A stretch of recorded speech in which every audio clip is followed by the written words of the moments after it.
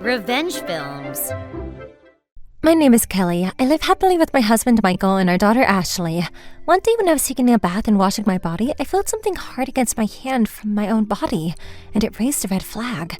Is this a lump? Wait, could it be? But no way! Me?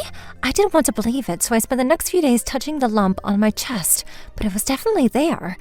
That was when I told my husband about it, and his response was, "You need to go to the hospital immediately and get that checked out. Go tomorrow, Kelly." And so the next day, I went straight to the hospital for a test. Unfortunately, the bad feeling I had came true, and I was told by the doctors that I did have to face breast cancer. When I found out that I had cancer, I was devastated, and I felt like everything in front of me went dark. I was blindsided. At that time, my daughter was only 5 years old, and the most precious thing in the world to me. When I thought about that I might die from cancer and potentially leave her to grow up without a mother, I was so scared that I couldn't bear the thought. To be honest, I was so shocked that day that I don't remember anything that the doctors told me after I received my diagnosis. When I got home and spoke to my husband about it, I was so sad and I started to cry. I didn't know what it was about to happen to me or my body. I was so terrified of the treatment and of the future, and I dumped all of my feelings onto my husband. My husband Michael just sat there and slowly listened to my words and warmly took them in. "It's going to be okay. I'm going to go with you, and I'll be by your side the whole time. So let's do this together and treat it as we go." And he took my hand. I was saved by my husband's kind words, and I was given the courage to face the cancer with the strength of my family behind me. During that time, my mother-in-law found out that I had cancer, and she went out of her way to barge into my house. As soon as she walked in, she turned to me and said, "Interesting, so you're gonna die. Well then, for my sweet son, I'm gonna find somebody better for him so you can relax and rest in peace, okay?" She said, grinning from ear to ear. Her words were so unbelievably horrible, I was shocked and couldn't respond. But my husband was sitting next to me and listening, and he was furious. "How can you say that to my wife when she just found out that she's sick? Are you kidding me? Our family is going to beat this cancer together, so you better watch! Now leave!" And he kicked her out. After that, my husband was careful to make sure that I wouldn't have to see his mother anymore. And from there, I returned to the hospital, but this time my husband and I decided to hear more details about the treatment options. Fortunately, we found out that my cancer was still able to be removed through surgery, so we decided to carry on with the surgery. And then, as soon as I was done with the surgery, my husband and my daughter came to the hospital room to visit me. "Are you okay? How are you feeling?" "Yeah, I'm fine, but I don't have a chest anymore, you know?" You don't need to worry about that, Kelly. I'm just happy that you're still alive like this. That's all I need. "Mommy, are you okay? Does it hurt anywhere?" "Mommy is okay. If you just can wait at home with Daddy for a little bit longer, I'll be home soon." "Okay, I love you, Mommy." Surrounded by amazing people, my husband and daughter, I was grateful that I was still alive and grateful for my family. But suddenly my mother-in-law showed up at the hospital room. My husband quickly turned to him and yelled at her. "What are you doing here? Get out!" "Oh dear, I only came here to give you my best wishes, but even still, I can't believe you don't have a chest anymore. I feel sorry for my granddaughter, and for you too, sweetie." How old do you think my daughter is right now? She's not the age where she's breastfeeding anymore. And why would you say that you feel sorry for me? "Because isn't it obvious? If she doesn't have boobs, then that means she's not a woman anymore. Ha ha ha." I lay there listening in silence while my husband continued to yell at his mother for me. What? Of course she's still a woman! Apologize to Kelly right now! What are you saying? This is ridiculous! "Oh my, I don't know how you cast such a spell on my sweet son to defend you like this. All I did was speak the truth, that's all." What do you mean? You know that this surgery was a necessity in order to treat Kelly's cancer, right? Do you have any idea what a miracle it is that she's still alive? "But it's the fact that she doesn't have a chest anymore, isn't it?" While my husband was becoming furious, I had been listening to my mother-in-law's words, and perhaps because of the medicine that had just come into my surgery, my mind was in a daze. So without thinking, I blurted out, "Yeah, I understand. So if you're going to tell me that I'm not a woman anymore, now that you don't get your period, I guess that means that you're not a woman either. That makes sense." The words fell out of my mouth, but immediately I realized how rude it was, and I apologized to my husband, but he replied, "It's fine. She's the one who said something so rude to begin with. That's a given that you should talk back to her." And he defended me. I had never said anything like that to my mother-in-law before, so I was even shocked myself. Perhaps I hit right where it hurts because my mother-in-law started to shake and raise her voice. "What the hell? Even though you don't have a chest anymore, who do you think you are?" She started yelling nonsense and stormed out of the room. My husband then turned to me and apologized.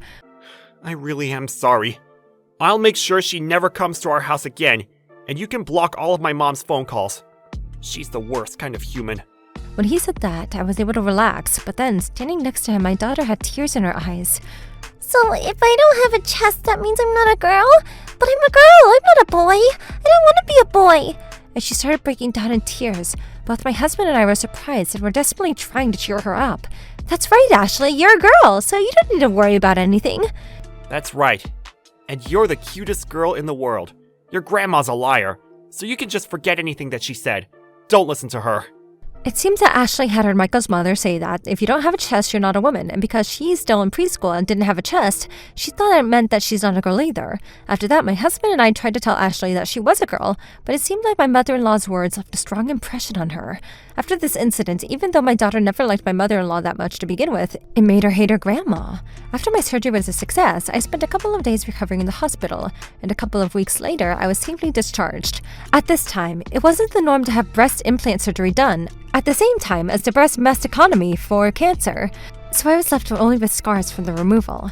After I went home, it made me sad to look at my chest in the mirror, but even then my husband stayed by my side every day, and more than anything, I was just happy that I was able to live alongside Ashley as she grows up. Even when I got home, Michael was kinder than ever. He was helping with the chores, with cleaning and laundry and cooking. My daughter was also trying to help me. Even though the recovery process was long after the surgery, I was able to live peacefully at home. However, my mother-in-law didn't change, and even though my husband yelled at her so much at the hospital, she tried to sneak behind my husband's back to send me horrible messages directly to my cell phone. However, after this, the most unimaginable turn of events was waiting for her. When word got around that I had breast cancer, one of my mother-in-law's friends insisted on getting tested. And when they went, it was discovered that she had breast cancer as well. Not only that, but she was left with no choice but to get a double mastectomy. When she found out that she had breast cancer herself, she couldn't believe it.